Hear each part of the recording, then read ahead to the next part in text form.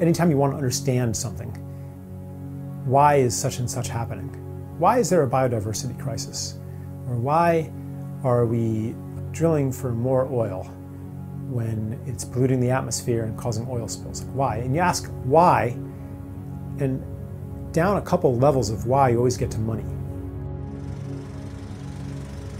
Yeah, I talk a lot about the story of self that every culture has, and it answers the question, what are you?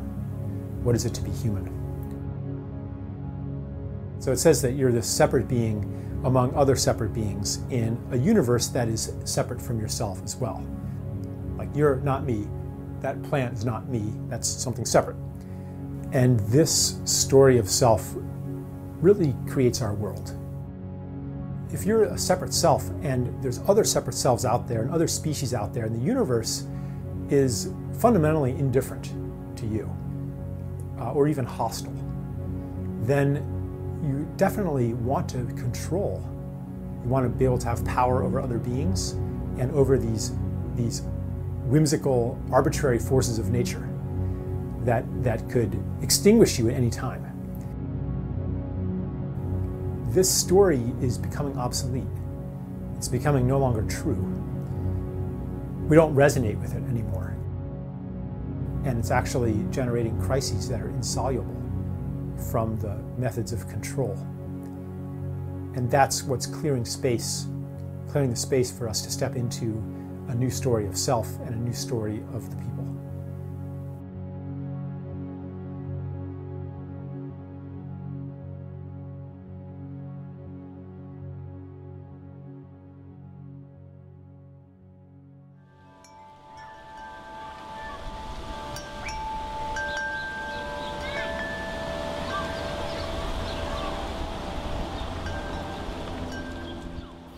Well, money's an agreement. You know, it doesn't have value all by itself. It has value because people agree that it has value. Economists will tell you what money does, that, you know, it facilitates exchange. You use it to count things and keep track of things. You know, you write some numbers on a magical piece of paper called a check, and you can cause all kinds of abundant goods to come to your house. I mean, you could even cause misery for thousands of people if you are one of the highest initiates of the magic of money. Yeah, scarcity is built into the money system. On a most obvious level, it's because of the way money is created as interest-bearing debt. So anytime a bank lends money into existence or the Federal Reserve creates money, the money comes along with a corresponding amount of debt. And the debt, because there's interest on it, is always greater than the amount of money. So it essentially throws people into competition with each other for never enough money. Growth is another thing that's built into our money system. If you're a bank, you're going to lend to the person who's going to create new goods and services so they can profit and they can pay you back. You're not going to lend to somebody who doesn't create goods and services. So money goes toward those who will create even more of it. But basically, economic growth means that you have to find something that was once nature and make it into a good, or was once a gift relationship and make it into a service. You have to find something that people once got for free, or did for themselves or for each other, and then take it away and sell it back to them somehow. By turning things into commodities, we get cut off from nature in the same way as we're cut off from community. We look at nature with eyes of it's just a bunch of stuff. And that leaves us very lonely and leaves us with many basic human needs that go unmet. And if you have money, you might try to fulfill this hunger through purchasing, through buying things, or through accumulating money itself. And of course, now we're nearing the end of growth. The planet can't sustain much more growth. And that's why the crisis that we have today won't go away.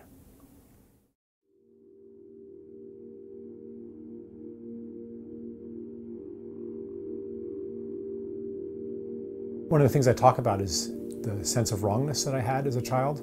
Like, I think most kids have some sense of it, that it's not supposed to be this way. You know, just for example, that you're not supposed to actually hate Monday and be happy when you don't have to go to school. Like, School should be something that you love. Life should be something that you love. We didn't earn any of the things that really keep us alive or that make life good. We didn't earn air. We didn't earn being born. We didn't earn our conception. We didn't earn being able to breathe. We didn't earn having a planet that can provide food. We didn't earn the sun. So I think that on some level, people have this inborn gratitude because on some level we know that we didn't earn any of this. We know that life is a gift. Well, if you know that you've received a gift, then the natural response is gratitude, the desire to give in turn. In a gift economy, it's not true the way it is in our money economy that everybody's in competition with everybody else. In a gift society, if you have more than you need, you give it to somebody who needs it. That's how you get status. And that's even where security comes from. Because if you build up all that gratitude, then people are going to take care of you too. And if there are no gifts, then there's no community.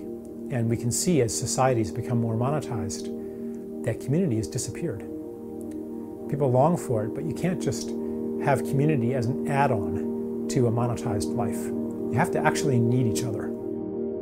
People desire to enact their gifts. And if they were free from money, they would do it. But money is so often a barrier. People think, oh, I would love to do this, but can I afford to do it? Is it practical? Money stops them. What beautiful thing would I do? What am I called to do? Would it be to set up big gardens for homeless people to take care of and reconnect them to nature? Would it be to clean up a toxic waste site? Like, what would you do? What beautiful thing would you do? And why isn't it practical to do these things? Why isn't there money in those things?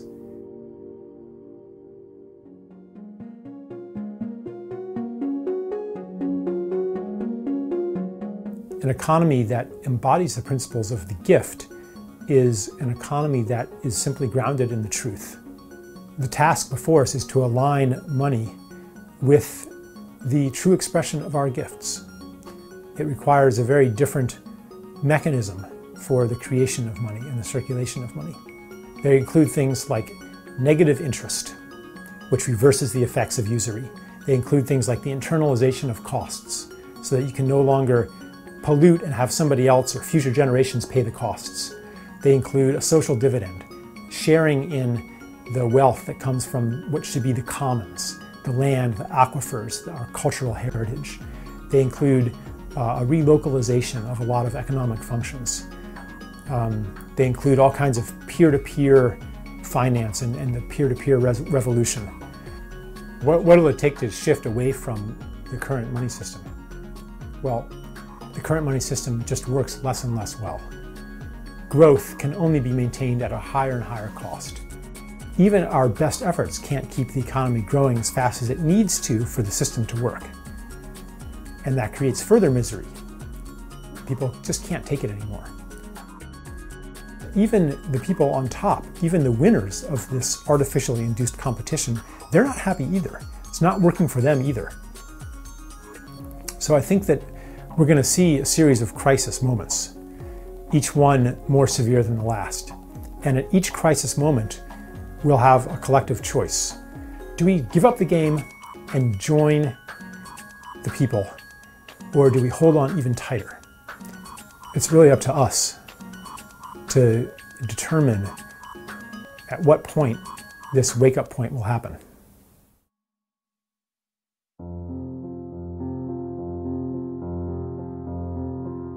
Was this all a big mistake? That's a good question, and it sure seems like it was sometimes. When you look around at just the horrors that have taken place on this earth and that are ongoing right now, and some people think, I just don't want any part of this. Civilization was a huge mistake. I came to see this whole journey of separation not as a mistake, but as part of a larger process. It started, I think, with the environmental movement in the 1960s. That was its first awakening into mass consciousness. And the astronauts went up and experienced the pinnacle of separation. And the photos that got beamed down even today, it still evokes love in us. So we're falling in love with Earth. That's one part of our transition into adulthood. The other part is the coming of age ordeal, when the old world falls apart and a new world is born. You know, a child plays. A child plays and develops his or her gifts, but doesn't apply them toward their true purpose yet. And that's what humanity's been doing. We've been messing around, playing with our gifts of technology and culture, and developing these gifts. Now we're coming into adulthood, and it's time to apply them to our true purpose. At the beginning, I think that'll be to simply heal the damage that's been done. And there's a lot of healing that needs to be done, and it's almost impossible, actually. You could say that really we're in the business of creating a miracle here on Earth.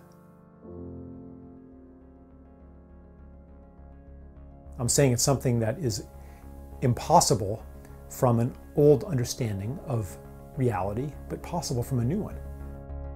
And in fact, it's necessary. And in fact, anything less than that isn't even worth trying.